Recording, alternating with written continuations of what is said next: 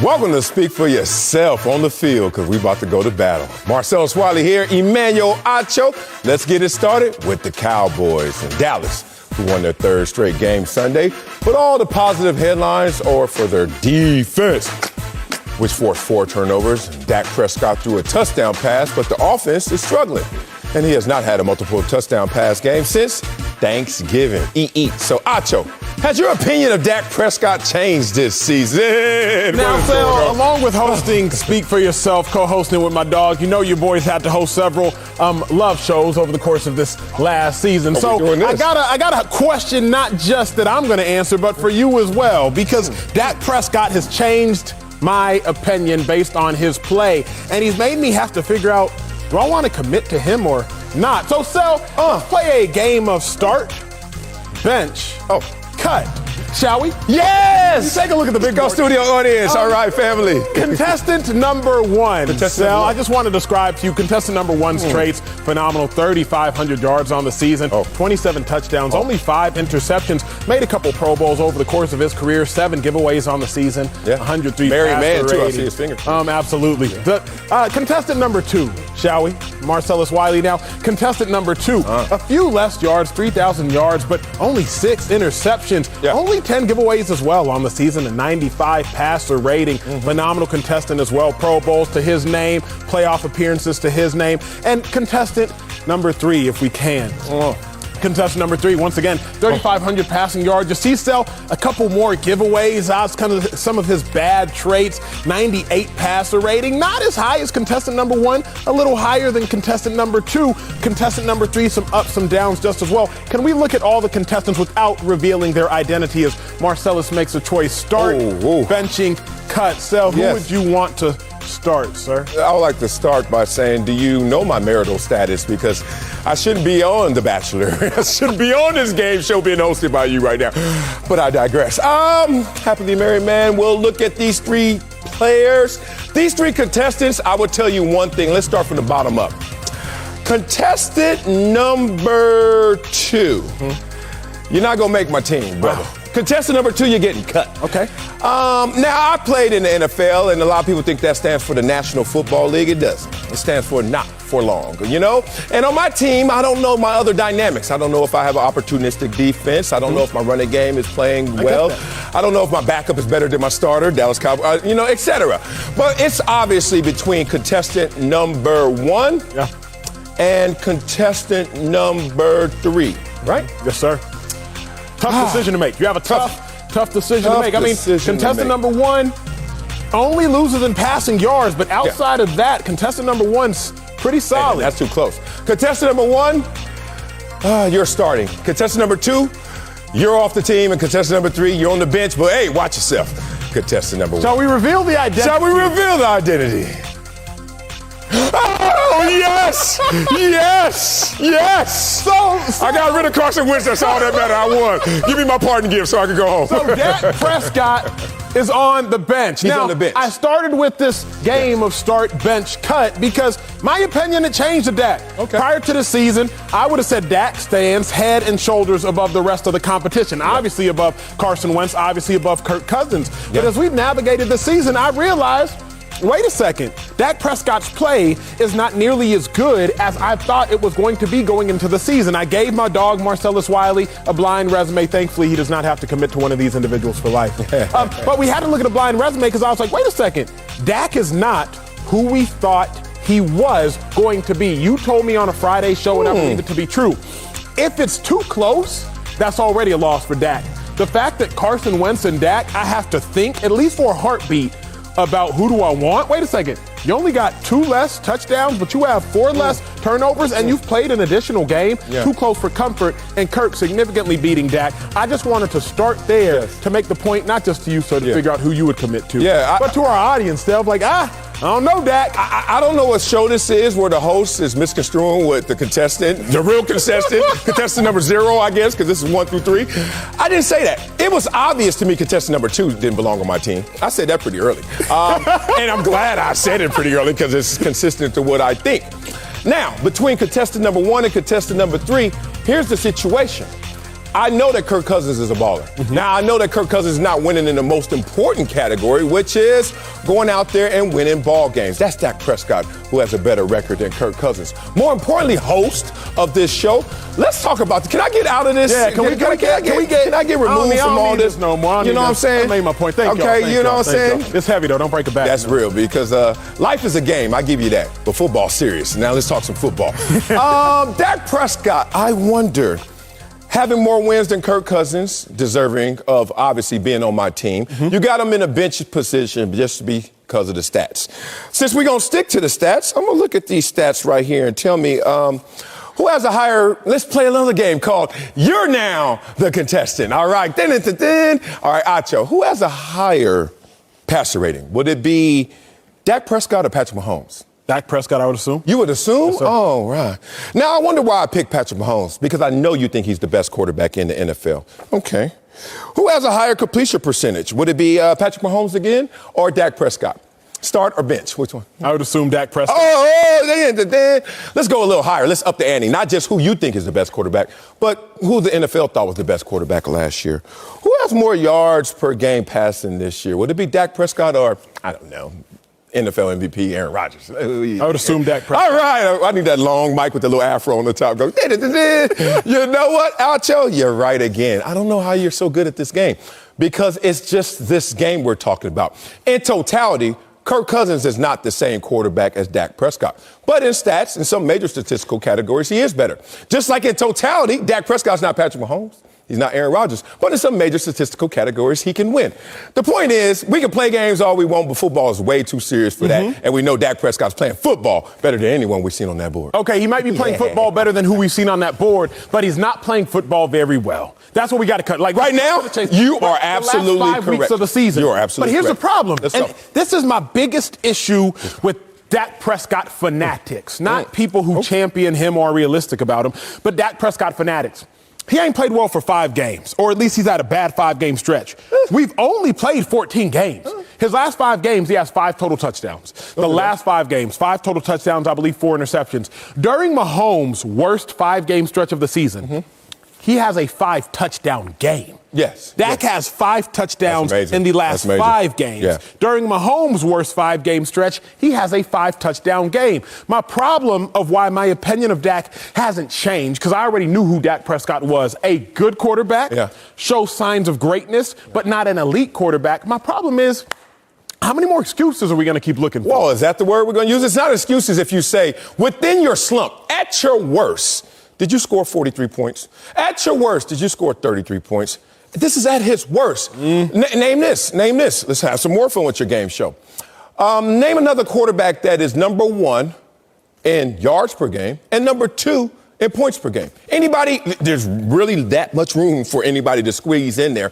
But who else is doing that with their offense? We score the most points and we have the second most yards. Like, think about that in terms of what he's doing and leading the charge. And now we're going to not look at the law of averages, which is consistency, which is reliability, which is what we should be up here doing. We're going to now slice and dice up his season to the last 5 games. And even in those last 5 games, you're still seeing some highs that give you some confidence. I'll look at the whole picture of Dak's season. Dak's season, I think he's like 7th in touchdown passes. Like, Dak's season. That's not horrible. It's not horrible by any stretch of the imagination. But it's not Dak Prescott. Bro, and here's what's crazy. Was Dak Prescott 7th best quarterback coming into this season? I would say yes. Because of the money. But would you have said yes in terms of the performance? You think he's supposed to be better or worse? I'm confused. This is the best version we've seen of Dak Prescott, correct? Which? Yes? Yes? So if he was trying to answer honestly. Like, is this better than his rookie one MVP vote season? Yeah. Here's what's interesting to me about this version of Dak Prescott is it's just not elite. And at what point in time are we going to see an elite Dak Prescott for the praise we give Dak Prescott? It's just not elite. Like, Dak is good. And label me a hater if you want to. But I'm just like, what? Where do we look at this quarterback and see elite? Turnover this last game with 8 minutes, 19 seconds left when you already got the game in the bag. It's 21-6. Just don't fumble the ball. Week before, Giants game, it's in the bag. Just don't turn the ball over. Then you throw a pick. Excuse me, that was this week was a Giants game. The week before was Washington. It's just, you got it in the bag, and Dak just hasn't been elite. Stafford hasn't had a stretch this bad. Brady hasn't had a stretch this bad. Rodgers hasn't had a stretch this bad. Herbert hasn't had a stretch this bad. Burrow hasn't had a stretch this bad. Allen hasn't had a stretch this bad. I'm looking at all the quarterbacks who Dak Prescott belongs in the same breath and set and saz, and he's just been worse in totality. His highs haven't been as high. His lows have been lower. I can't make sense of it. So. Okay, well, let's make sense of it. Let's first compare Dak to Dak to just get on the same page that this is a better version of Dak Prescott.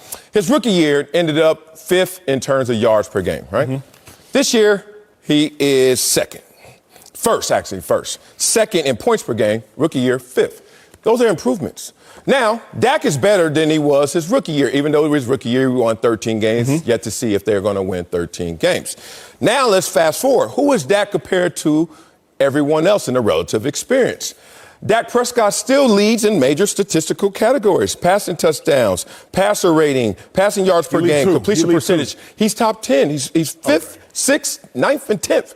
Like, Dak Prescott, rookie year, we were looking at him like, okay, to your point, to your great sentence, Aaron Rodgers in decline was Dak Prescott's best year. And now we're at this place where Dak Prescott's not average. Dak Prescott may not be elite at this moment, but Dak Prescott is having a very good elite level year. Here's why I can't give you that. And because you have a high standard of yourself, so let's speak with that high standard. You don't get into Columbia being the top 30% of your class. No. I don't know what high school you went to, but I promise you, like top 30% doesn't get you into an Ivy League school of Columbia. It just doesn't. Maybe top 3%, but not top 30. Not kids. If Dak Prescott is 10th in a category, that's top 30%. It's only 32 teams. Only about 30 starting quarterbacks because so many gotten hurt, really closer to 26 starting quarterbacks. When you realize Sam Darnold's been hurt, when you realize Fitzpatrick's been hurt, like there just aren't even 30 starting quarterbacks. No. So if Dak is 8th in a category out of 24, out of 26, that's top 30%. That's just not impressive. Like, I need what is Dak. Impressive? What is impressive to me, top 5, cute in just about everything. Tom Brady, top 5 in passing touchdowns, passer rating, passing yards. MVP. Justin Herbert, I didn't even realize how good he was. You keep telling me, so I have to look it up. Herbert, top 5 in passing touchdowns, top 5 in passer rating. Stafford, top 5. Then we get to Dak, 5th, 6th, 8th, 9th. The bar is set too high for Dak. No, it's for not. when Dak to be 5th, 6th, 8th, and 9th, we're just like, but it's not that bad. You ever been in that track meet where it's the warm-ups for the great leaper? Everyone else is like, yo, this is kind of like high for us, but the great leaper's like, I'm still in sweats and those tear-offs too, like NBA style. So he's just sitting there, and then he just walks up to it, and he's like, do that. You know what Dak has done to his season, to his status, to his perception, to his reputation? Walked up to it, said, up. What other team out there has the number 1 offense? Oh, it can't be because he's number 1. What other team out there is better in terms of scoring points? Only one. And that one team lost last night. And how many points did they score? 0. So all I'm saying is, which categories are we going to look at? You're the leader of an offense that's number 1 in yards. And it's number 2 in points, even through the slump being considered. The law of averages says Dak Prescott's still balling. I look at it like this, man. Dak Prescott was born on second base in football terms and is now on third. A fourth rounder born on second base? A fourth rounder who was born to a team with 3 offensive linemen that are going to the Hall of Fame. At least 2 for sure. At least 2 in Zach Martin and Tyron Smith. Facts. A rookie running back who's a top 5 selection who is a beast in Ezekiel Elliott. The greatest Cowboys touchdown receiver in history, Des Bryant. A first ballot Hall of Fame tight end, Jason Witten. And an all-pro slot receiver in Cole Beasley. He was born in football second base, and he's now on third. As opposed to somebody like Justin Herbert, who was born in a dugout and is on second or third. As opposed to somebody like Joe Burrow, who was born in a dugout and is on second or third. I look at Dak and I'm like, wait a second. You should have the best offense in the league because you have the best offense in the league. You got CeeDee Lamb, Amari Cooper. You have a quarterback who's an OC, who's a quarterback-friendly coach, a head coach who's an offensive mind. You have Zeke. You have Michael Gallup. You should have the best offense in the league. Dak, you should be top 5 in just about every major statistical category based on all the talent you got around you. How you grow up in that great of a household and you ain't done nothing for yourself? Well, you got to look around. You got a bad brother. Like, look, rookie year in the running game, second best in the league. This year, 6th. Not a huge drop-off, but not the same level of support. But you know what is better? The entire offense. You know what is better? In terms of us scoring more points than we did any time in my tenure as a Dallas Cowboy. I just look at this situation a little different than you. I look at a guy like Dak Prescott, who's born into an impossible situation to beat a franchise quarterback from being a fourth-round selection when we already have a franchise quarterback. You imagine that situation? Hey, I want you to be who that guy is, but that guy's not going anywhere, and we didn't really think that high of you. Dak Prescott has raised the bar in terms of not only those expectations, but the realization that he's good to elite. Let me ask you this. What you going?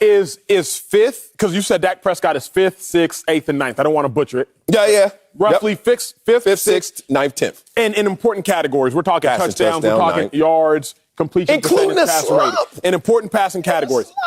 That's not elite. That's the problem, Sel. Like, nothing about that is elite. To get into, I think, the University of Texas, you got to be top 8% if you go to public school. Top 8% automatic admission. Top 8%, if there are 32 teams, top 8%, you're talking top 3. Less than top 3, 1 or 2. That, to me, is elite. To get into Columbia, I would assume y'all's admission percentage is maybe 0.03%. Why is it that high? Like, exactly. Like, to me, that is elite. Elite isn't 25th percentile, 28th percentile, 20th. That's just not elite. That's good. Yeah. But it's not elite. But you know what it is? It's not necessarily me being elite. It's we being elite. Number 1 offense. Number 2 in points per game. And how many teams got a better record than us? Couple. So the point is, it's all adding up together for Dak Prescott to be an elite company. Except the elite company this year is his team, the Dallas Cowboys. Coming up, the Cardinals were on the wrong end of a major upset yesterday. We'll tell you if they're contenders or pretenders. But first, the Bucs did not fare any better last night. We'll tell you if it's a big deal that they were shut out by the Saints. Next, I wonder what game we're going to play next. Oh, speak for yourself. That was fun. Anything that could have gone wrong for Tampa, damn it went wrong last night. Chris Godwin, Mike Evans, and Leonard Fournette all injured during the game. Tom Brady threw a late interception and threw a tablet on the sideline. That'd be $8. The Saints went on to shut out the Bucs. Brady's first shutout since 2006.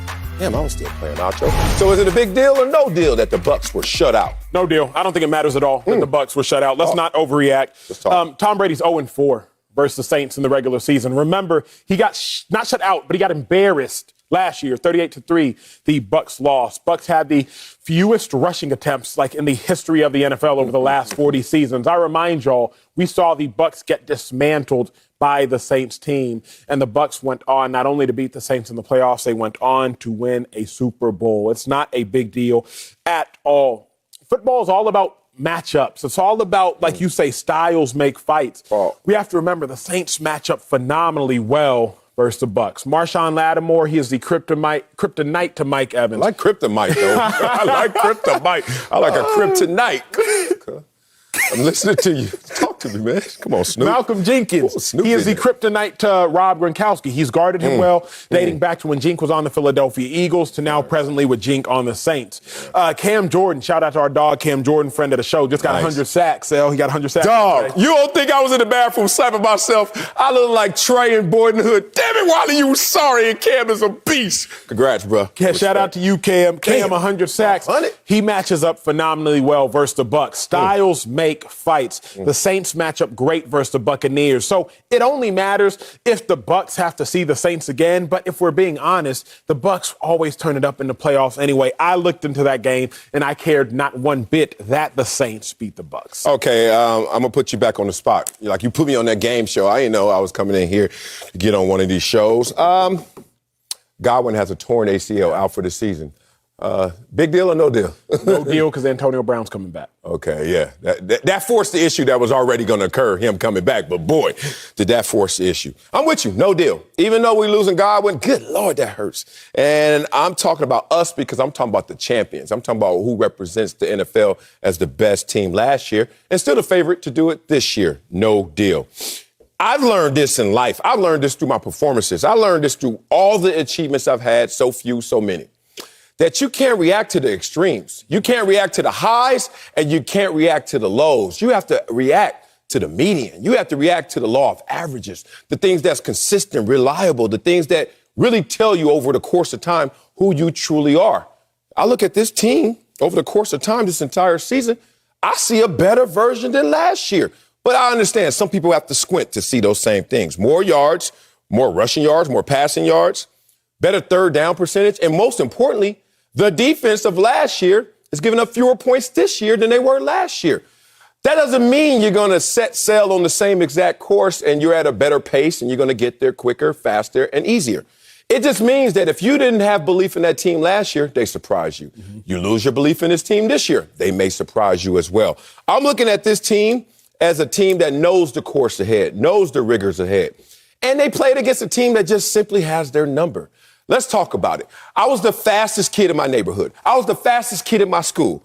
And that comes with an asterisk. That comes with a disclaimer. I never raced this one dude, Hanky. Nobody knows that I used to avoid Hanky. In the moment, everybody was like, Marcel's the fastest in school. I'm in the third grade beating sixth graders. It was one dude I knew not to race. He had a Washington football team, back then we called it something else, silk satin starter. And he used to show up every day, and I knew Hanky could run them things. And I always, when Hanky get close to the front, it's about 8 o'clock, the bell about to ring, all of a sudden Marcel's got to go to the bathroom. Every single time I saw that silk starter showing up to the starting line. Point being, they're 0-4 against the Saints, but most importantly, when it matters most, they're 1-4 against the Saints, because when they see them in the playoffs, they know how to respond. So no deal that the Bucs got shut out by the Saints. Mm-hmm. But let me correct myself. It might be a major deal that the Bucs lost to the Saints for this reason. Playoff seeding. You do not want to see the Rams round one, and you do not, with any part of your eyes, want to see the San Francisco 49ers. Oh, they round one. They You don't want to see either of those teams. Because the Bucs lost to the Saints, now the Bucs are now trailing the Cowboys, sitting at the 3 seed or the 4 seed, depending on what goes on the rest of the season with the Cardinals. Bucs might end up having to play the Niners round one. That's not a favorable matchup once again. I don't care that you got shut out by the Saints. I care that you lost to the Saints, because now you no longer have the opportunity for the 1 seed as it stands. You're down to the 3 seed.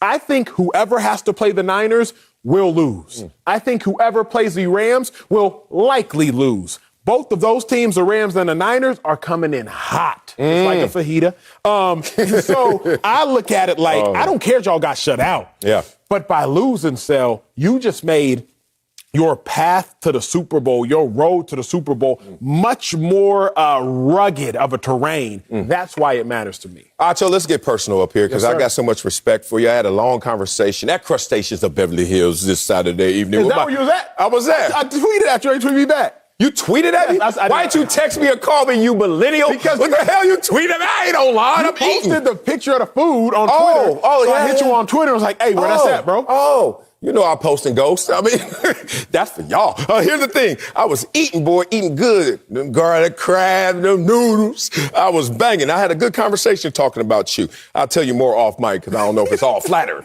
But the point is, we were talking real about my dog, who I think is real. Acho, when you were at your lowest of lows, let's talk professionally. As an NFL player, like you said, you were bouncing around a couple teams. Year 3. Or at your highest of highs. You didn't win the Emmy. You won 2 of them suckers. You know how long I've been doing this? I've been doing this since a long time, and ain't got no Emmy in sight. But you have too. All I know is, did Acho lose his mind when he was at his low? Is he out of his mind now that he at his high? You had an even kill mindset. You believed in yourself, and you said, I can rise from these ashes, and also I can keep this high ride going. Same thing with this situation with these teams. I'm going to say a Wileyism, and I hope you understand what I'm saying. Moments are not momentum. People need to understand what moments are not momentum. What you just gave me was momentum. You don't want to see the Rams. Don't you dare go out there and see Green Bay right now. That's momentum. It's about the moment. Because last year, people said Tampa Bay didn't want to see New Orleans. Oh, yes, we do. Bring it on. It's about the moment of truth, not the momentum you come into it with. A lot of times people don't like me because they say I'm a hater because I tell the truth too early, or they don't like a Wileyism because it doesn't apply to their life, even though if they look deep enough, it does. Let me give you some substance to this Wileyism. 2015, the Broncos started off 7-0. 7-0. They went 5-4 down the stretch, needed 2 overtime wins in that time as well. They were sputtering. They won the Super Bowl. 2013, the Seahawks lost 2 of their last 4. They won the Super Bowl. 2012, the Ravens lost 4 of their last 5. They won the Super Bowl. 2011, the Giants lost 5 of 6 before winning 2 regular season games and won the Super Bowl. Let's not get caught up in this, you got to be hot. Dallas Cowboys, oh, man, y'all sputtered at the wrong time. Is it the wrong time?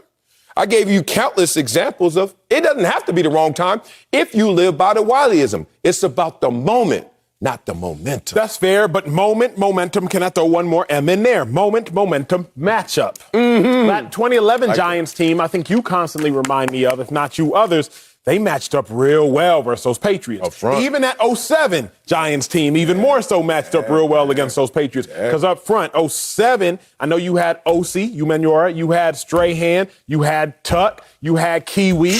And then that 11 team, I believe you had them same dogs, maybe minus Justin Tuck. I don't remember if Tuck was still there or not. But yeah, you know better than I don't remember Tuck or Stray, but them dogs was there. It's about momentum, but it's about matchups.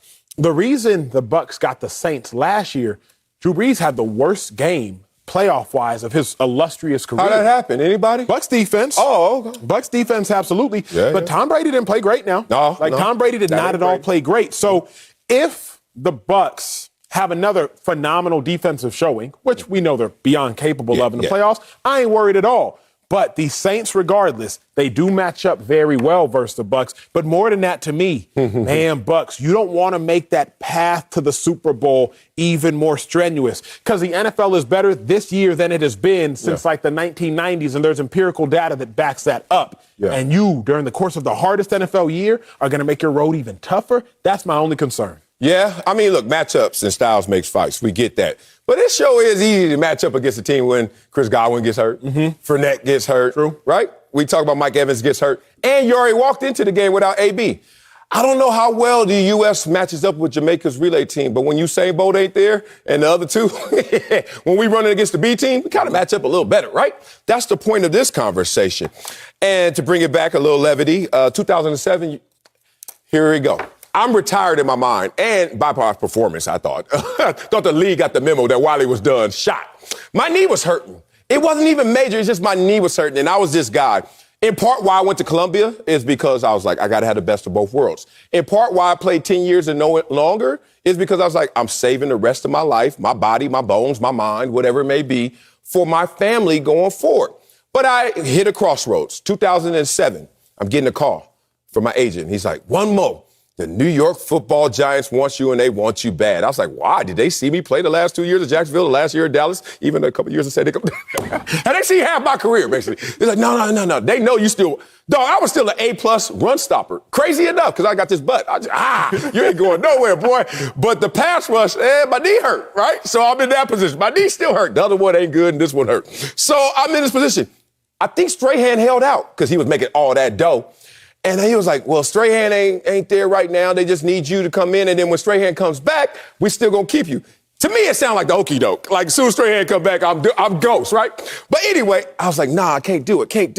And they were like, why? I was like, I got tired of getting clowned by dudes that I was better than and making more money than and older than. You know, these youngsters don't have no respect. So I was like, I can't do it. They won the Super Bowl. And looking back, my agent told me, some of the execs told me, oh, we didn't care what we got out of you. It was more your locker room presence. Couple of first, second downs when Strahan was tired. Go in there and do what you got to do. I could have won a Super Bowl. That would have been my Emmy. I wouldn't be here talking to you right now, Acho. I'd be at the crib podcasting or doing something crazy. Coming up, the Patriots had their winning streak snapped over the weekend. Why I tell that story? We'll tell you if we should pump the brakes on New England. And that's next on Speak for Yourself. Christmas Day on Fox. Baker Mayfield and the Browns take on Aaron Rodgers and the Packers. Then catch Colts Cardinals on NFL Network. It's a Christmas Day doubleheader on Fox, NFL Network, and streaming on Prime Video. And speaking of Christmas Day, Terry Bradshaw is giving away a house on the Fox Bet Super 6 app.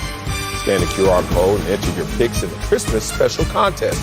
Then opt in to the house giveaway sweepstakes for your chance to win. One lucky winner will be announced on Christmas during the Browns-Packers game on Fox. Don't miss out. It's free to play. Now let's get to the Patriots, who had a 7-game win streak heading into Saturday. Then they ran into the Colts.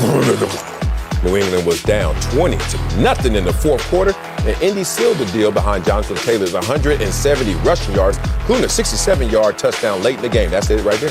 Patriots lost drop them to the 2 seed in the AFC. So, Acho, should we pump the brakes on the 2 seed Patriots? Pump the brakes with just as much force as you pumped on the gas. Whoever you are, pump the brakes with just as much force as you pumped on the gas. I don't need to pump the brakes that much because I wasn't speeding that much. I knew the Patriots could only go as far as Mac Jones. Watching that game, I realized the Colts out-patrioted the Patriots. Wow. The Colts ran the ball for over 200 yards, a very Patriot-type thing. Yeah. Colts did not put much of any pressure on their quarterback, Carson Wentz. The Colts forced several turnovers, played great defense. The Colts blocked a punt and scored on special teams. The Colts out-patrioted the Patriots. For the first time in my NFL watching career, I saw that happen. When I watched that Colts-Patriots game, it reminded me of the times I peruse, and I'm sure you all as well, peruse on YouTube. And when you're perusing on YouTube for different music, I'll oftentimes listen to covers of songs. Right? I'll listen to an artist. You get caught slipping, or are you doing this on purpose? I'm doing it on purpose, right? Okay. I'm listening to, let me see how you sang that song compared to how Adele sang it. Let me see how you sang it compared to how Beyonce. Let me see how you sang it compared to how Bieber sang it. I'll go on YouTube and I'll listen to covers of songs. And on rare occasions, I like the cover more than I like the original song by the original artist. Give me that. On rare occasions that happen, I like the cover of the Patriots more than I like the actual Patriots. I love the way the Colts covered the Patriots because the Colts did a cover of a Patriots performance, and the Colts cover of the Patriots performance was actually a greater performance than we've ever seen by the Patriots this year. So when I start to pump the brakes on 223 rushing yards. Yeah. Carson Wentz only had 5 completions, scored on special teams. Oh, they out Buffalo Bill gamed them. The Colts were a better version of the Patriots. So I have to pump the brakes on the Patriots, bringing this all back full circle because I know this isn't a conversation of the Colts, but I am in a cult with the Colts. I have to bring this all back full circle because, wait a second, Patriots? Mac Jones, you are who I thought you were. What? Who is he? Yeah. He's a quarterback who can't put the team on his back. You don't need to be. You're a rookie. I'm not asking rookies to put teams on their backs, albeit Justin Herbert, he kind of could last year, but Justin Herbert is a freak specimen. Mac Jones, you don't need to be that, but you've confirmed that you aren't that. So I'm going to keep going later, but that's just my thought is that the Colts did a better cover of the Patriots than the Patriots' original song. Oh, man. Pump the brakes. Why would you ever do that? One, what kind of car do you drive right now? I got to get into your business right now because obviously it ain't a Tesla because, we got that regenerative braking. That means the car slows down as soon as you get off the gas. You ain't even got to pump the brakes. But what kind of car are you driving right now after all this new money? I drove the Lexus to work. You drove the free car. Okay. Look at him. Endorsers, you got the right man. Here's the thing. You talking about you perusing on YouTube. I thought you was going to peruse on you. Everybody out there know the other you. Woo, you don't do that, Acho. Only for the married men. All right, here's the thing. Let's get to this real. Let me be for real about this. Did you not expect them to ever lose again? Like, Acho, you are a special guy who comes up in here and wax poetic about a team that is now losing the game after a 7-game win streak, longest win streak of the season, correct? Yeah. The Patriots started a win streak, and every single team, all 31 of them, had lost games between them starting their win streak and finishing their win streak. But Acho's going to tell me that, it's time to pump the brakes on this team. Why?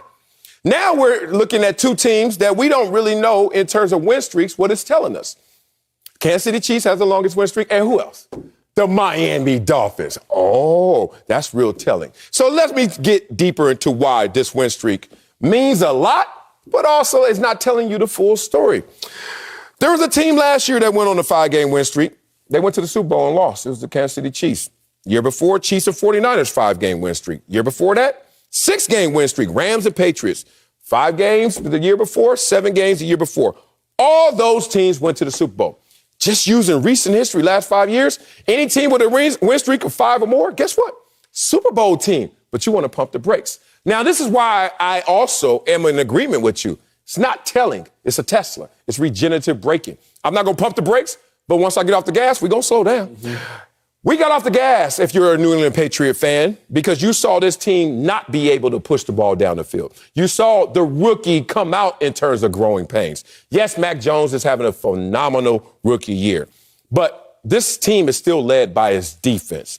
This team saw its rookie quarterback for the first 3 quarters, man, looked figured out. But kudos to the rookie in the 4th quarter, which is really a veteran mindset and presence to actually get collected, actually go out there and make some noise and actually make this a little more competitive than it looked for the first 3 quarters. But it's all about the defense. We know that the Bill Belichick-led team, especially with a young quarterback, including Tom Brady, is going to have to be led through the defense, not the offense. So I'm not pumping the brakes. At the same time, I'm not going to mash the gas. I just know this is going to slow down because I expected this team to lose a game. Fair. It just sounds like you have a more expensive opinion than me.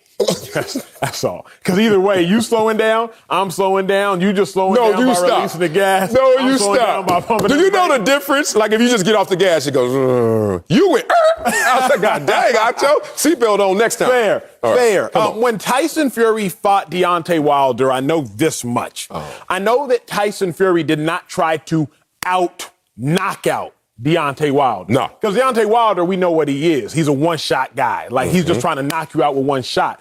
But if Tyson Fury would have just been a one-punch dude and knocked out Wilder, we would have been like, yo, he beat you at your own game. Woo. So he can beat you at his game, and he can beat you at your own game. That's the cause for concern. Means something. When I looked at this game, I don't necessarily care that the Patriots lost. That's not why I'm pumping the brakes. I'm like, yo, somebody beat you at your own game. When the Patriots faced the Bills and the whole world was watching in those terrible conditions, the Patriots did what they did. They threw the ball 3 times. They out-Patrioted the Bills. The Bills went out there and still threw the ball 20-plus times, if I'm not mistaken. Josh Allen was still out there slinging it as if it was sunny. Yeah. Patriots were like, nope, we're going to do this the Patriot way. Run the ball the entirety of the game. Well, now the Colts said, anything you can do, I can do better. I can do anything better than you. And they said, yo, we're going to take your blueprint, and we are going to remix your blueprint and make it better than you. So, again, we only see this happen so many times. That's why the music reference is my best. When you go to a concert and you hear somebody perform a song better than the artist, and I'm like, ooh. But that was your song that I now took and I made a hit. The Colts did better than the Patriots. It just makes me wonder, who else can take the Patriots track and make it better than them? Because if the Colts can do it, then I would have to assume other teams can as well. But let's keep context. This wasn't the best team losing to the worst team in terms of records. This wasn't Arizona losing to Detroit. True. This was good losing to good. If not gooder, losing to good. Like, think about it. Which team was better last year? Colts. They made it to the playoffs. Patriots didn't. And now the Patriots obviously have reset our expectation. But this is gooder losing to gooder, or gooder losing to goodest, whatever you want to call it. This isn't worse losing I'll give you that. or beating the best, right? Also, you got to put some respect on this team in terms of the win streak they just went on. Like, you got to go all the way back to 2012 when the Ravens is the last team to win a Super Bowl and not win 6 or more games in a row. So what does that mean on the flip side? If we're a New England Patriot player, we put ourselves in a Super Bowl conversation and not just appearing, winning conversation, because teams go on 6 or more win streaks. Those are the teams we're going to see at the end. Why? Because it's just you got to be able to win that many in a row to get to the Super Bowl. And you're standing the test of time. Like, think about it now. Kansas City's in that conversation. Interesting. Miami's in that conversation. Not as interesting, but hey, crazier things have occurred. The last point is, I love your example of the cover actually being better than the original artist. There was actually a place out here pre-pandemic. I don't know if it's open right now because, 1, I ain't going out, but 2, I don't know if they survived it. It was called Sayers. And Sayers was a place for new and up-and-coming artists to go show up and sing songs. But don't sing your song because we don't know your song. And we don't know you either, so that's really not going to help us make money. Let people go in there, party, have a good time, but you singing everybody else's song. Dog. Every single performance, every single night, you will hear 1 or 2 pop off because you already know the design to improve on. You already know the original song to improve on, right? Same thing for the Colts. They were able to watch this Patriots team go out there and do it the Patriot way, against the Buffalo Bills especially. And let's be real, they got better horses in terms of the running game to go out there and do what the Patriots are trying to do. Jonathan Taylor's a whole different animal, right? Yep. So isn't that problematic then? Because if I'm like, wait a second, right? Oh, I see what you're trying to do on this song, but you don't have the same range as me. You don't have the same vocal range as me. You can't hit the same notes as me. oh, thank you for that track. Now I'm going to go freak it and make it do what it's supposed to do. I'm looking, if the Patriots can that simply lose their format to the Colts, Colts are a good team, but Colts aren't a top 3 AFC team, then you just start to wonder, like, oh, who else might take that blueprint and run with it? That's my only fear. But if we are simply saying that the Patriots are good, we already know and not elite, then I'll co-sign with you. I thought they were more elite. Yeah, I got enough money for the down payment. I don't need no co-signer. This ain't college no more, mama. I got to mess your credit up to get the car. No, mama, we ain't going to do that. I'll give you an example, and I know you ain't going to know it. Tina Marie and Mariah Carey. Like, Tina Marie had the range. Everybody knows at home. Like, yo, he knows Tina Marie. Yes, the range. And she was major. And then Mariah Carey, with that same range, took it to another level. Maybe that's the Colts this year. Maybe you got to avoid the Colts if you're the Patriots because styles make fights. But all I know is if I'm looking at the Patriots team this year, already the winners of 6 straight, putting themselves in Super Bowl conversations in terms of games won in a row, I got to respect them like I respected Tina Marie. Coming up, Tom Brady was shut out for the first time in a long time last night. And the team with the GOAT lost the MVP award. And that's next on Speak for Yourself. You ever heard her? Hold on. Not at all. Tom Brady appeared to have a strong grip on the MVP award heading into the weekend, but his Bucs were shut out by the Saints last night. Other candidates, they stepped up. Aaron Rodgers had a 3-touchdown performance, and Jonathan Taylor ran all over the Patriots, and he leads the league in rushing and total touchdowns. So, Acho, did Tom Brady lose the MVP award? He did not lose it, but he made it way too close. Tom Brady was head and shoulders above of most everybody in the MVP race, especially at the quarterback position. Going into the weekend, Tom Brady had about 5-6 more touchdowns than everybody, more yards, just about better everything. Yeah. But now coming off of the weekend in which Tom Brady did absolutely nothing, you look around and Justin Herbert's only 4 touchdown back. Matthew Stafford's 3 touchdowns back. Aaron Rodgers, though he is 6 touchdowns back, has only thrown 4 interceptions on the season. And you realize Aaron Rodgers, he missed a game, too. Imagine what he would have done had he not missed a game.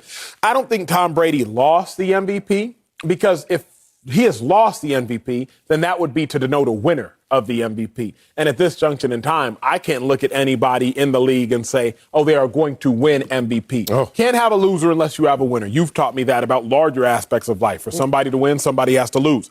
So Tom Brady hasn't lost it. But, boy, when you looked at this race and you said, it's a wrap, man. Can you believe Tom Brady at 43, 44 years of age about to win another MVP? Now we can't say that as confidently, nor can we really say it at all. Yeah, great point. Oh, man. Thank God that was your take, because this is a situation where Tom Brady allowed the pack to close the gap, including especially that packer in Aaron Rodgers, right? We respect that because Aaron Rodgers is the one that's closest to Tom Brady to me in terms of the MVP conversation and according to Fox Bet MVP odds. That said, it's still a wide enough gap for Tom Brady to feel comfortable with his lead and feel comfortable as the MVP favorite. Let me tell you why. Because we're going to use last night, we're going to use what we saw from Tom Brady and use that against him and say, can't have a bad game, can't have the wart game, especially this late in the race. You sure about that? Because Tom Brady's worst 2 games, let's compare it to Aaron Rodgers in terms of the worst 2 games. Because we know Aaron Rodgers had that week 1. New Orleans. And then if you really want to dig, you're going to find a Seattle game. You're like, not so great. Tom Brady still had a better game in those 2 than Aaron Rodgers. Aaron Rodgers, 0 touchdowns and 3 interceptions in those 2 combined games. Tom Brady, 0 touchdowns, but only 1 interception. Combined passer rating, Tom Brady had a higher one. If you look at it in completion percentage, Aaron Rodgers is right there with him, but in passing yards, Tom Brady beats him. I'm comparing the worst version of Tom Brady to the worst version of Aaron Rodgers, who's truly his competitor. Tom Brady still wins that. So outside of that, we know Tom Brady wins in terms of consistency, and we also know that he wins because of his elite stats. Who's leading the league in passing touchdowns? Anybody? It's Tom Brady right now. Who's leading the league in passing yards per game? Anybody? It's Tom Brady right now.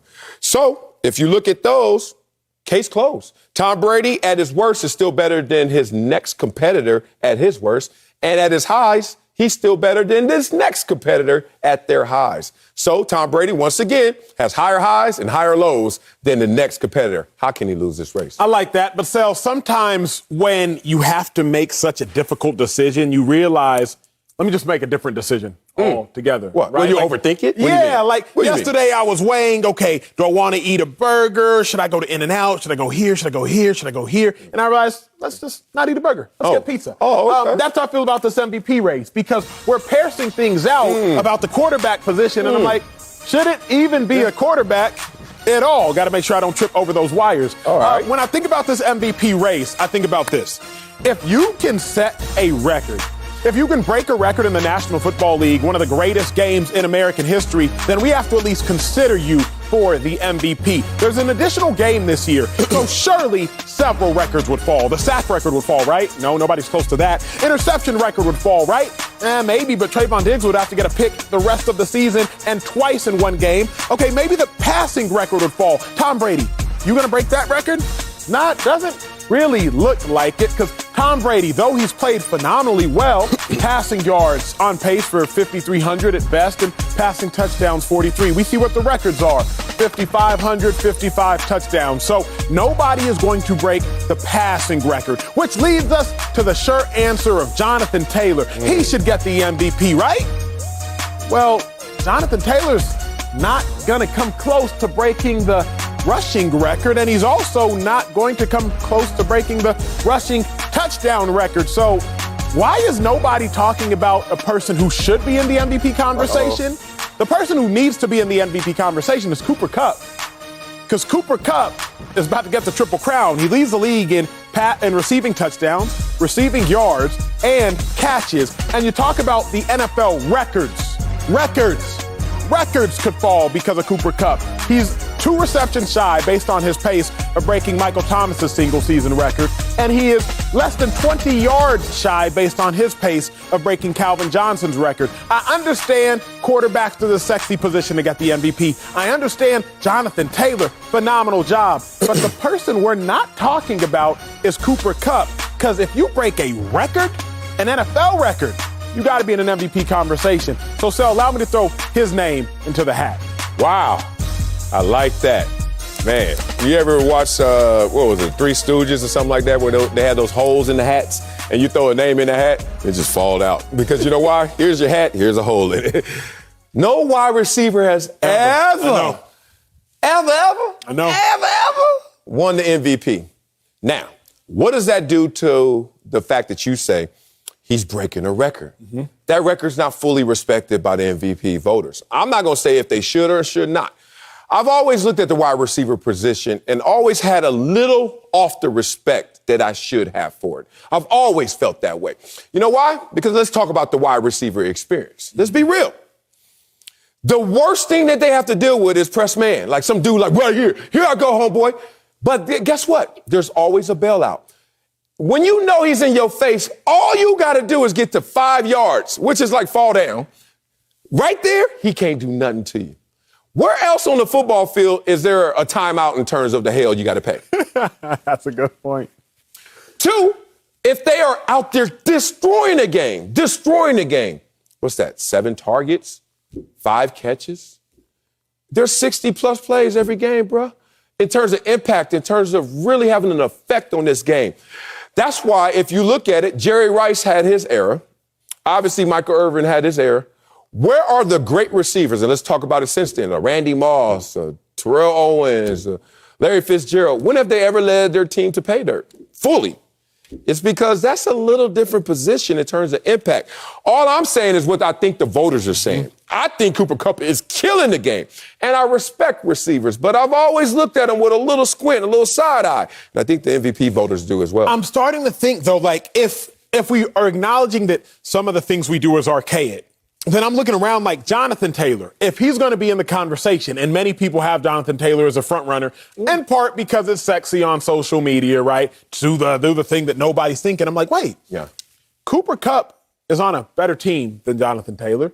Cooper Kupp is more impactful to his team just based off percentages than Jonathan Taylor. Rams pass the ball more than anybody in the National Football League. Cooper Kupp gets 35% of those targets. Yeah. So Cooper Kupp is more impactful to his team, and Cooper Kupp is actually going to break records, potentially. Yeah. Not just one, could break multiple. That's why I'm like, we over here looking at quarterbacks. Is it Brady? Is it Rodgers? Is it Josh Allen?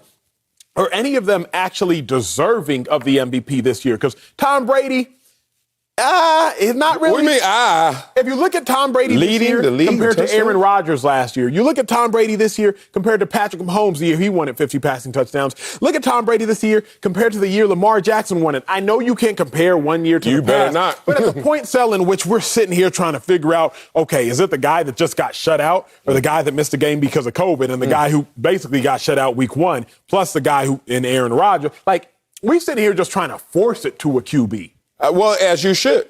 Because it's the most important position. One, on the offensive side of the ball, they touch the ball every single play. Them in the center. You going to give it to a center? No. So let's look at who has the most impact. It's going to be the quarterback. Let me end this in terms of talking about Cooper Kupp the way it should be ended.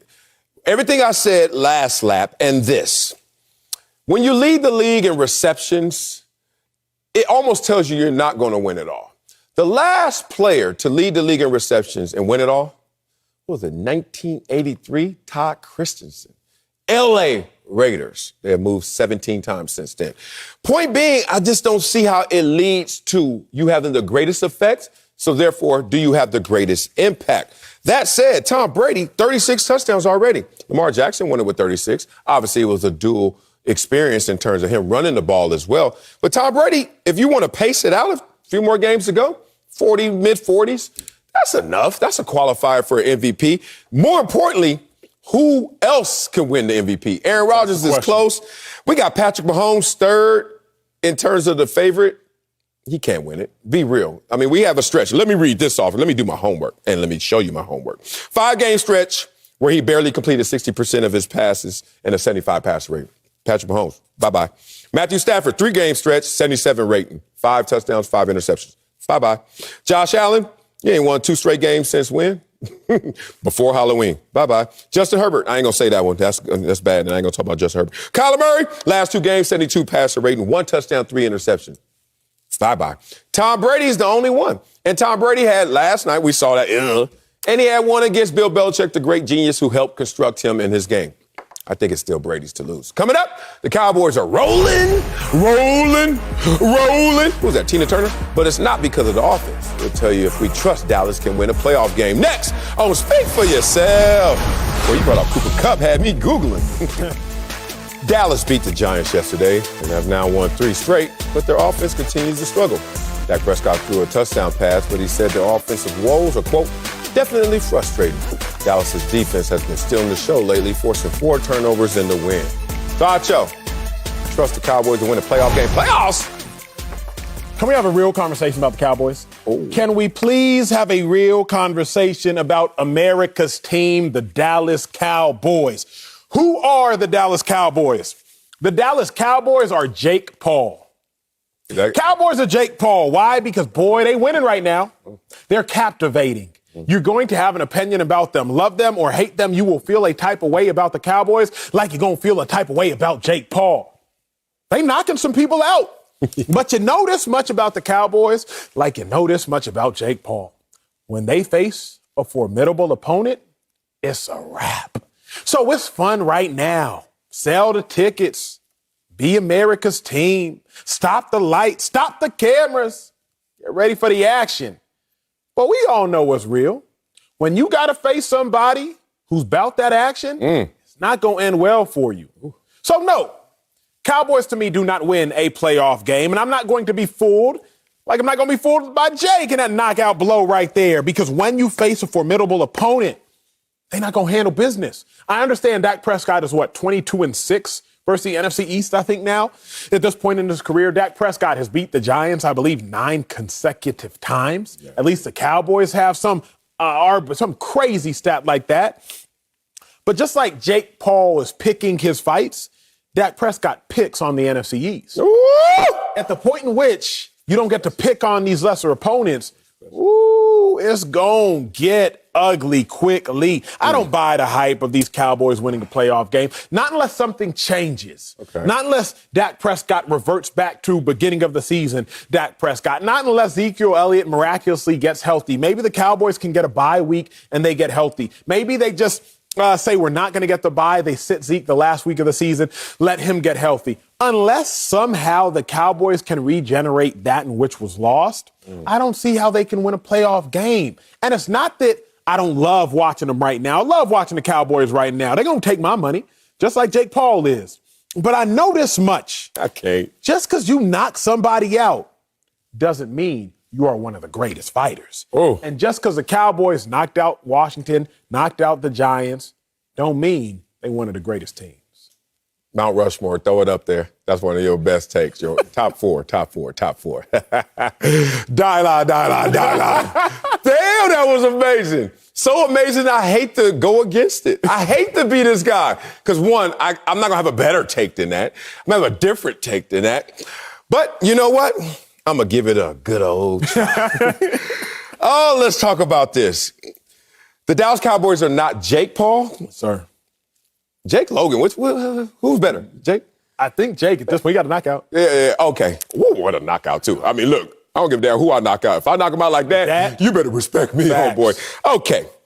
But the Dallas Cowboys are not Jake Paul because the game done changed. Oh, it's no more about being the purist, the boxer. Hey, Floyd Mayweather is who I am. And no, you're not. The game is morphing. It's changing into how dedicated are these pure fighters and Jake Paul being smart, just like pure boxers. Know who to fight while you're building yourself up. Every single boxer that I ever talked to, they didn't necessarily want to go out there and beat up on the pork chop, but their staff, their trainers, their camp said, let's make sure we know who we are before we get to it. So let's be real. They're not Jake Paul, the Dallas Cowboys. They are this year's Kansas City Chiefs. Now, if you, Acho, who's been selling me this dream of this year's Kansas City Chiefs, and please, y'all, put your Mahomes jerseys up from last year and the year before. I'm talking about this version that is now, on a 6-game win streak, is it? That sputtered through this win streak, that didn't look good offensively, that looked frustrated through this win streak, but still was racking up the W's. I'm looking at a Dallas Cowboys team, won 3 straight, sputtering through it. What's the difference, y'all? Oh, we got to go back to yesteryear to really see the difference. But as the greats always tell you, you're never defending a championship, or you're never trying to go out there and prove that you're last version. You're trying to prove you're this version and you're this year's champions. Look at the Dallas Cowboys. This is why this team is qualifying to not only be in the playoffs, beating everybody in their division, but more importantly, when they get into the playoffs, they could do something. Dak Prescott has won a playoff game. I hope y'all remember him beating Seattle. Russell Wilson. Yeah, Dak Prescott has done that. And how did he look in those games? 4 touchdowns, 1 interception, 101 passer rating, 8 yards an attempt. What's happened to the Dallas Cowboys in the playoffs is not Dak Prescott. It's Ezekiel Elliott and his 20 carries and 47 yards in a loss to the Rams. And it's the defense when they allow Aaron Rodgers to go out there for 355 yards, 2 touchdowns. Have they fixed the defense? Oh, my God. Are you trying to say our worst issue is now going to be a strength of ours? You add up the strength that they have now at defense, how opportunistic it is. Dak Prescott always showing up in playoff games. Bruh, this team going to make some noise, and more noise than they ever made. Watching the Cowboys, though, Sel, to me, it's like watching a car chase. You know, car chases are some of the highest rated segments on local news. Captivating. Car chases, incredibly captivating. You will be glued to a TV during a car chase. Yeah. The problem with a car chase, it's incredibly unproductive. And the Cowboys' offense is incredibly unproductive. Oh, God. So as it stands right here, right now, Cowboys have scored 3 touchdowns in their last 30 offensive possessions. Incredibly unproductive. So while I am watching this Cowboys offense, and I will feel some type of way about this Cowboys offense regardless of how they do, it's like watching a car chase. Like, yes, something is going on, and I'm captivated by it, but it's unproductive in its entirety. If you are only scoring 1 touchdown every 10 possessions, that's the Cowboys over the last 30 possessions, well, Sel, on average, you know this, about 12 and a half possessions a football game. 12, 12 and a half, 11 on times. if you only going to give me 1, maybe 2 touchdowns offensively in the playoffs, it's a lot of pressure on that defense, big dog. Again, when I was leaving, I wanted to leave college. I've told you this, after my junior year. I wanted to go to the NFL early. My brother was going to the NFL. With a degree or without a degree? I didn't have it, but I was going to get it. I was done in 3.5. Yeah, I'm going to tell you a story about that. I'm going to tell you a story about that. Keep going. I wanted to leave early, but my coach, he looked at me and said, Acho, just because you come back does not mean you're going to increase your draft stock. You have to come back to college and get better. So many players right now, y'all see on social media, so-and-so decides to return to Alabama for another year, decides to return to Oklahoma. Great, congratulations. Just because you come back doesn't mean you ain't drafted higher. You got to come back and get better. The Cowboys have gotten better defensively, but their offense at this point is no better. So just because your defense gets better doesn't mean you're a better team. Just because I come back to college doesn't mean I'm going to get drafted higher. I need everything to grow in congruence with one another. I need the Cowboys defense to be on point, but the offense to be doing well as well, because their defense is great, but this ain't the 85 Bears. Let's not get it twisted. Their defense is good for a Cowboys defense. Defense is doing good things because we haven't seen the Cowboys do this in a while. So I'm just not – I don't trust them to win a playoff game. You don't trust them to win a playoff game? Okay. What do you say about the Dallas Cowboys in points and production? 27, 27, 21, right? And you said incredibly unproductive. I wrote it down. As of late. As of late. That's of late. Okay. I just want to know, when we were watching your team, who you keep force-feeding me, go out – I said 27, 27, 21. When I saw your team in wins – go out there, 20, 13, 19.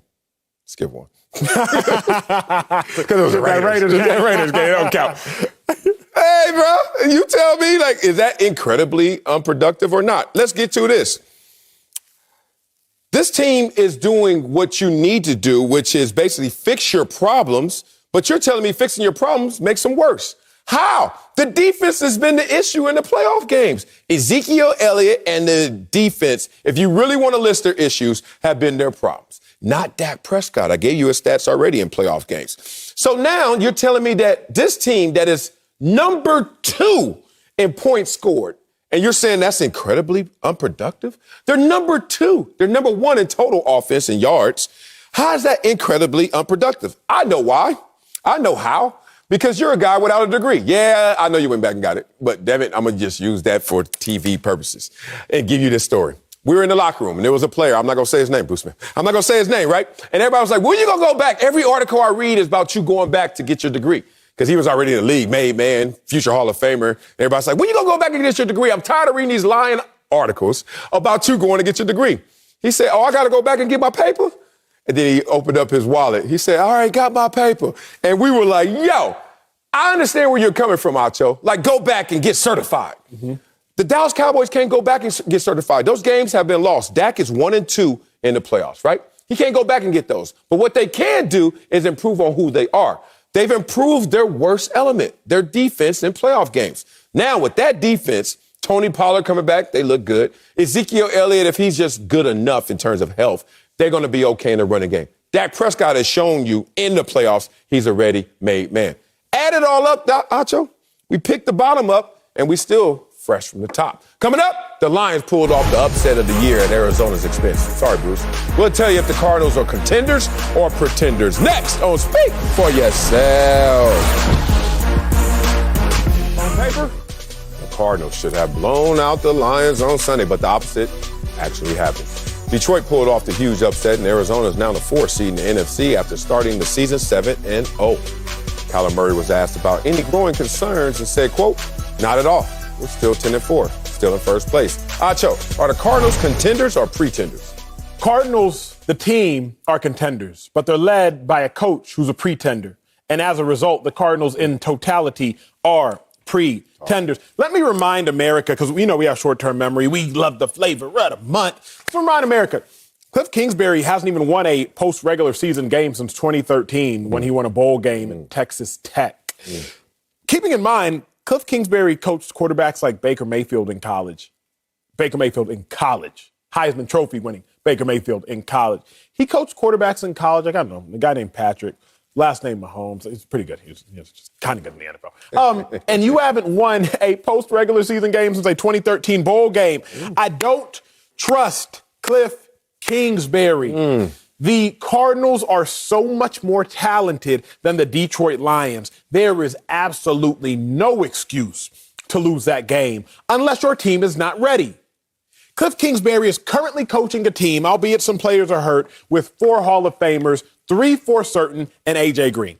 DeAndre Hopkins, J.J. Watt, Chandler Jones. We know J.J. Watt done been hurt. We know DeAndre Hopkins, he's hurt. He's supposed to return in the playoffs if they make it that far. But you got a team with that many Hall of Famers starting the season, played half the season. Yeah. And you sitting there, lost 3 out of your last 5 with Kyler. You're sitting there with a cumulative record of 23, 22, and 1, Cliff Kingsbury. Not only were you handed the keys to an organization that was functional. So many coaches get dysfunctional organizations. Good point. You were handed the keys to a functional organization, but you got to handpick your quarterback, who you've known dating back to when Kyler Murray was in high school at Allen High School in Texas. So you didn't go to a situation like so many other coaches. You got a beautiful situation for a first-year head coach, a situation in which you probably shouldn't have gotten because you were a losing coach in college, but that is neither here nor there. So Cardinals, to me, they're pretenders. We already felt a way about the Cardinals. I don't know why, Sel. It's one of those teams I'm watching, and I'm just like, God, they're missing it. I didn't do this in my prep notes because I didn't want to get in trouble, but since I'm sitting here with you and nobody's, Wait a minute. People at home caught that, too. So, I didn't want to put it on paper because I didn't want somebody to say something. Ask for forgiveness, not permission. You ever know, big dog, you might be back in your single days. When was that? Back in your single days. Let's go back 10 years. What year? I don't care, one of them. At the peak powers? You know when you look at it and you're like, this person is a beautiful person, but they're just missing something. It's like missing me. Good. What up? It's like just missing something. It's like I can't put my finger on it. I don't know what it is, but for whatever reason, a touchscreen? Is it an iPad I'm missing? For whatever reason, it's just not all adding up. Oh, I know that. How it should add up. I just saw her a month ago too. That still ain't adding up. Hit the equal side, girl. Getting old. Equal. That is the Arizona Cardinals. Okay, well. They just not adding up to their greatness. They got all the beautiful pieces. They got great hair. They got good skin. But for whatever reason, you look at the Cardinals and you're still like, I'm not attracted to you. And I'm looking at the Cardinals. They got a great quarterback. Okay. They have a great defense, star players. They got great leaders across the board. And I'm looking to the Cardinals as a football team, and I'm like, I'm just not attracted to you. I don't know what it is, but I'm not attracted to the Arizona Cardinals as a football team. Yeah. That was good. Ooh, that was good. The hell you talking about, dog? They so contendy. They are contenders. Let's tell the world why. How many teams have a better record than them? Nobody. Green Bay. All right. This ain't a trivia party. Let's talk real. If you ain't outside the party, you where? You inside. You inside the party. God, that helps. We inside the party if we're the Arizona Cardinals. Now let's talk about how it looks in this party. Let's talk about where the furniture at, where the drink at, where they at. Let's talk about that. We just saw the best team before that game in terms of record, tied for the best record, lose to the worst team in that moment. And all of a sudden, the hottest team loses to the coldest team, and we're like, whoa, let's jump off the deep end. But let's be real about that. What does that mean in terms of what that has to do with if you're a contender or not? 10-3 Cardinals lose to the 1-11-1 Detroit Lions. You know, that's the third time that's happened in NFL history where the best team loses to the worst team. Let me tell you how that's going. Because you don't trust Cliff Kingsbury. I do.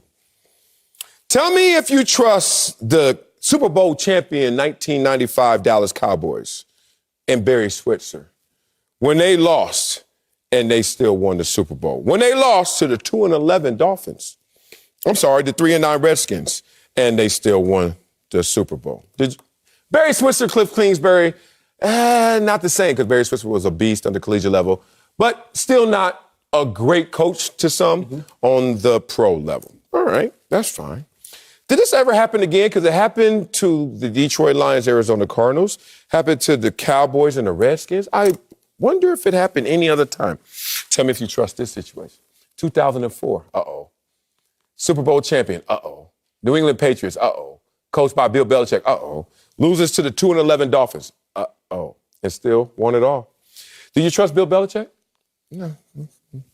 Super Bowl champion coach at that time already, so I get it. But the point is, you can go out there and have a contender that loses to the most pretending team in the season, late in the season. This is week 13 you're talking about, week 14. And now you got a team in the Arizona Cardinals, and all we're going to talk about is what Cliff Kingsbury used to be or what he inherited. But what is he right now? Right now, in his lowest point of this season, it feels like, he still has the second best record in the NFL. Right now, he has a team that is a contender. Why? Because they ain't outside the party, big dog. They on the inside. I like that, and everything you said is factual. My problem is we already had questions about the Cardinals going into this game. I'm with you there. You and I have talked about them on camera. We've talked about them off camera. For whatever reason, we had our doubts. If the Cardinals just had this one outlier loss to the Lions, I would think nothing of it. Absolutely nothing of it. Right. A lot of teams have one outlier loss. I mean, early on in the season, we saw the Steelers week 1 lose a bad game. We saw the Buffalo Bills lose to Jacksonville. Just some crazy things happen. Mm-hmm. But we already have our doubts about the Cardinals team. And you and I have said it. It's like the Cardinals are winning, but they not winning. They're winning in scoreboard alone. They're not winning as far as how they're dominating the opponent. They're not making a dominant impact on the mind of us as analysts. So now when I go and I watch that game and y'all catch an L to the Detroit Lions, that's where I get confused. I always say this, Sel. With you. The biggest thing for me in football is not who you can beat. It's not the biggest thing for me. I like this. The biggest thing for me in football is who are you capable of losing to? Yeah. I do not believe that every football team on every year is capable of losing to every football team. That's just my personal subscription. I do not believe that on any given Sunday that the Tampa Bay Buccaneers are going to lose to the Jacksonville Jaguars. I just don't believe that to be true. I think that even at your worst, you are still capable enough to beat some certain teams. The Cardinals should not have been capable of losing to the Detroit Lions. Now, anything can happen on any given Sunday. No. There are certain teams that you should not be capable of losing to. If the University of Alabama plays Georgia Southern, Alabama is incapable of losing to Georgia Southern. Georgia Southern might recover 5 onside kicks. It'll be 5 too few. They're just incapable. So I'm disappointed because I'm like, y'all are capable of losing to the Lions. And if you're capable of losing to the Lions, you're surely capable of losing to the Niners in the playoffs, who you now might have to face round 1. Surely capable of losing to the Rams in the playoffs, who you currently have to face round 1. You're surely capable of losing to the Saints, losing to Washington, maybe even losing to the Eagles. So it's not just who are you capable of beating. I understand the Cardinals are capable of beating 10 teams in the National Football League. They have 10 wins. Obviously, they've probably beaten certain teams twice. But now you capable of losing to the Lions? You're capable of losing to anybody. Oh, man. Acho, I think there's a fallacy in there. Talk to me about it. Let's talk through it. As my boy Andre 3K said, the common denominator, the homie numerator, never know who the hater. People cater to your ego. Let's talk about that. When y'all know what that means, y'all gonna know what I'm about to say. Here's the thing, common denominator. Of all the teams in the NFL in terms of history, you know that every team except one has been capable of losing to somebody? Right? All right, so let's start with that premise. No one in the absolute sense except the 72 Dolphins could ever say we're incapable of losing to someone because everybody got sniped, including the 07 Patriots in the Super Bowl to the New York Football Giants. So we all can get got except the Dolphins. And even me, I push back on that one. I'm going to lose my job. Here we go. They ain't playing enough games. 14 games. Get out of here with handyman at the O-line. Let me stop. All right, here we go. Here's the point. Every team could get got. More importantly, every team could get got. So what are we looking at? We're looking at the hottest team. No, we're not. Because the hottest team right now, Kansas City Chiefs, okay, we are. Miami Dolphins, okay, we're really not. So what you're talking about is what I always talk about, the dual scoreboard.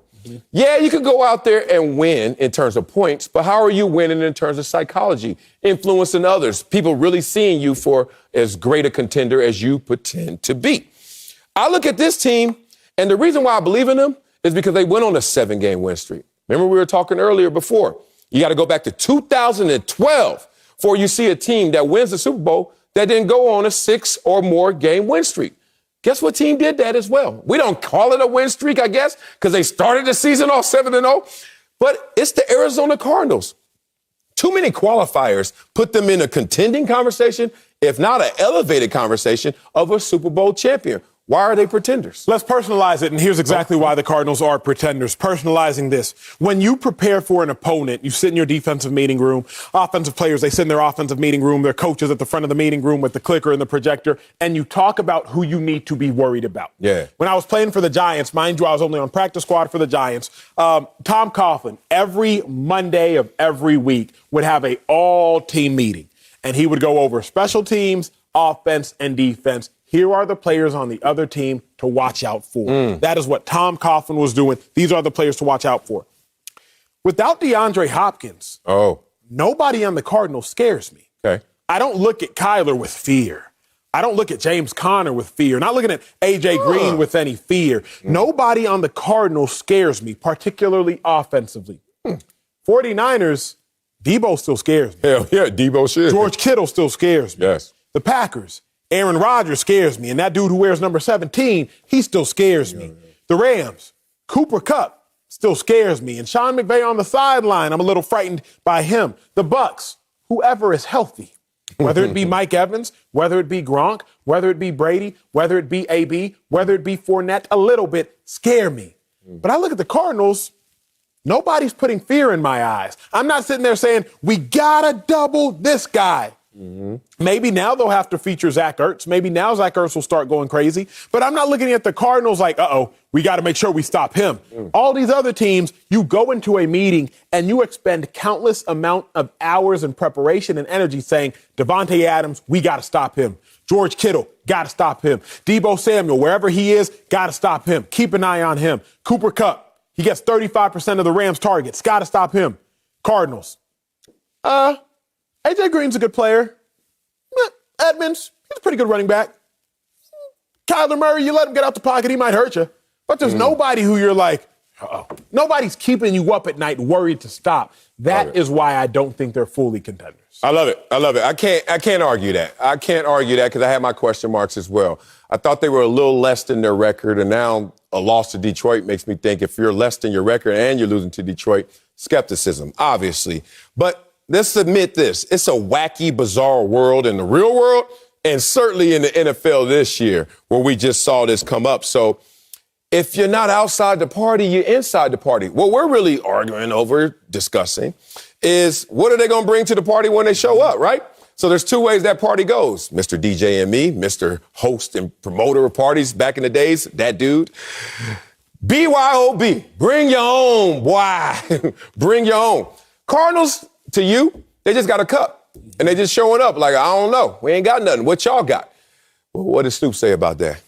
Everybody got their cup, but they ain't chipped in. Chip in, Cardinals. Let's get this. Coming up, John Harbaugh's two-point gamble, again, did not pay off. We'll tell you if we agree with the Ravens' decision to go for the win. That's next on Speak for Yourself. That's two Snoop references in one show. The Ravens' backup quarterback, Tyler Huntley, nearly led Baltimore all the way back from a 14-point deficit. In the closing seconds, the Ravens went for the two-point conversion.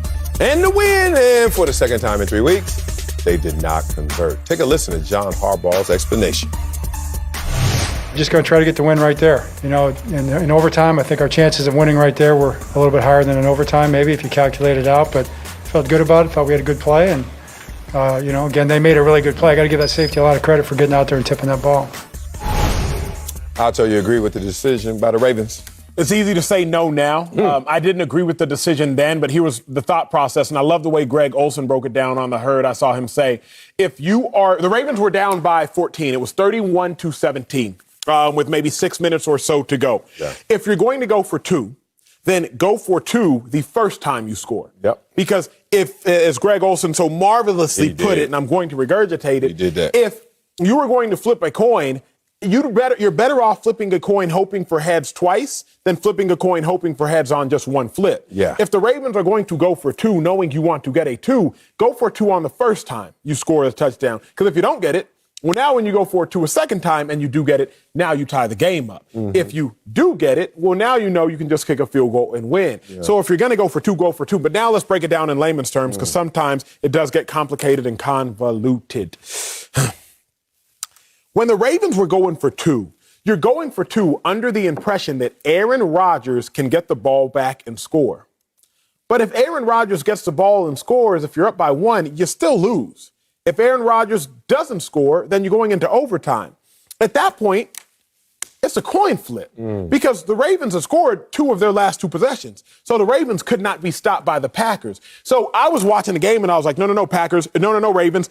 Get into overtime and just bank on the coin flip. Yeah. Because 2-point conversions, the chance you convert those are 48.3%. I know they were roughly 50-50. But at that junction in time, I was like, I would rather bank on the coin flip, win the coin flip, and go down and score because you scored on your last 2 possessions, touchdowns, not just field goals. So I was hoping that the Ravens would win a coin flip as opposed to trying to win a 2-point conversion with Tyler Huntley at quarterback, knowing that his 2-point conversion reps are just as minimal as can be. I'm glad you saw the same thing I saw as well.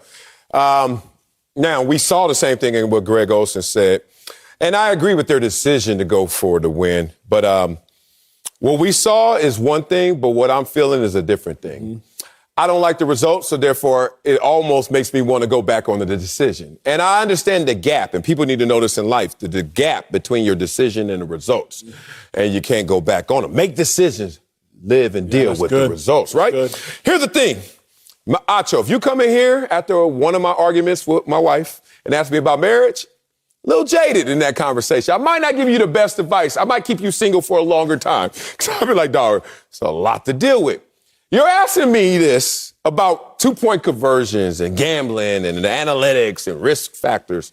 After my Chargers just gave up 14 to 21 points in gambling and not going for field goals. And so I'm a little jaded. I just had an argument with Anna Marie, basically. I went to the SoFi and had an argument with the Chargers and watching the results, even though I ain't really question the decisions. Let's talk about this because a lot of people out there say things that are misnomers, such as a coin flip is 50-50. Hey, them real nerds, them professors and PhDs, they be like, it's kind of like which one has the face up. 51-49, they say more so in probability, but it's not 50-50, but you got to go deep into beyond the decimal point to get to that number. Just like in the NFL. It's not a coin flip going for 2-point. It's actually the success rate since 2008, 47%. Ravens, 47%. So it's a 47-53 equation in terms of success rate or failure rate. You're more likely to fail than succeed, which makes me question the decision. Because if this team is hot at the end of the game, 2 touchdowns coming back to be down 1, to potentially tie it or potentially win it. I don't know why we don't bet on the hot team in that moment versus the historically hot Aaron Rodgers who will come out there in halftime. Explain that. Yeah, so I'll say this one time and hopefully one time only. Here's my problem with analytics, and I do love analytics. Working on a master's degree, I literally studied analytics. Here's my biggest issue with analytics is, for better or worse, it does not factor in emotions, nor does it factor in momentum, nor does it factor in human component. Because analytics are data. So it doesn't factor in the human component. So analytics does not factor in the fatigue of a defense after a 12-play drive. Okay. Analytics does not factor in the zone that a player can get in that both you and I have experienced at any level of sports. Analytics does not factor in the cornerback who is cold because he just came in because the starter pulled his hamstring the play before. Analytics does not factor in so many of these decisions that occur during the course of a football game. So I love analytics, but you have to use analytics within reason. I give it the same thing. The reason I love analytics so much, because I love gambling. I've told you this several times before. I go to the casino, I count cards. There are analytics. There are analytics for card counting. It tells you whether you are supposed to split when you have 2 8s versus a dealer's face card. It tells you if you are showing a soft 17, what you are supposed to do. There are analytics for every decision, for every numerical value at a blackjack table. However, analytics, the book of analytics, doesn't factor in how the count has changed based on how the game has been played. You have to make that executive decision based upon what cards have been shown and what cards have not been shown. Also, higher level of thinking, sometimes you just can't lose. Now, data would say you can still lose, Acho, because analytics are analytics. However, analytics don't factor in what has occurred in football based off the human and the emotional component. That's why when I look at that decision, I'm like, Jim Harbaugh, if you're making a decision based off a human component, make your decision and forget the analytics. But you have to be able to back it up either way. Big brain over there. Look at that big brain on Acho. Filling up that flat top, boys. Something up in there. So the robots aren't taking over, right? That's what I basically heard from that. The robots can't take over. Except if you ever been to an Amazon center. You'll know what I'm talking about then. And coming up, Aaron Rodgers and the Saints and the Cowboys defense all shined on Sunday, but we'll tell you who actually won the weekend. That's next on Speak for Yourself. See you, brother. There are a number of standout performances in the NFL over the weekend. Cowboys defense forced 4 turnovers. Jonathan Taylor racked up 170 rushing yards against the Patriots. Now the MVP candidate for Emmanuel Acho. And Aaron Rodgers played like the reigning MVP in a win over the Ravens. So Acho, who won the weekend? The Chiefs, they literally won the weekend just for the fact that, yes, it was. Thursday. It's a long weekend. That is a new Friday. Chiefs won the weekend because, one, they beat the Chargers, and they did so not handedly, but convincingly enough, the way Patrick Mahomes played.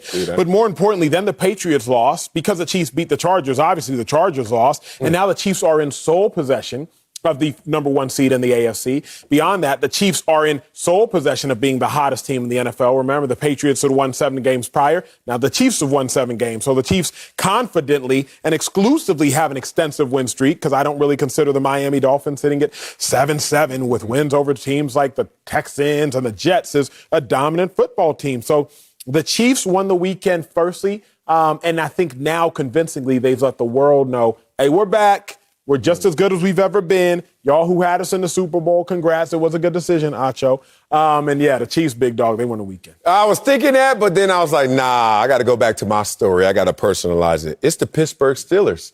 Pittsburgh Steelers won the weekend, y'all. You know why? Because they were left for dead. No one thought the Pittsburgh Steelers, with the toughest remaining schedule, would be in this position right now. But think about it. I've lived it. And now it's good to see that the Pittsburgh Steelers still alive, maybe even resurrected. Let's talk about why. They get to play the Browns and Ravens again. And they already beat the Browns and Ravens already. And now you get the Browns at home. You saw about the great performance that they had against the Tennessee Titans. But it really is a personalized story, dog. Where you from, where I'm from, you know what I'm saying? I'm from there. Oh, you ain't going to do this. Then you go to Columbia, you ain't going to do this. And now this is the Pittsburgh Steelers who are in a position where Big Ben Roethlisberger, for some reason, he's not getting the same narrative as a John Elway, as a Michael Strahan, a Jerome Bettis. Let him ride off into the sunset. People want him to die on the field. Ben Roethlisberger and these Pittsburgh Steelers still alive, big dog. I look at this team as a real threat. They got a real chance. I salute the mess out of that. My second winner was Mike Tomlin. I didn't have the Steelers, but I have Mike Tomlin. Okay. Mike Tomlin, 14 consecutive seasons without a losing season.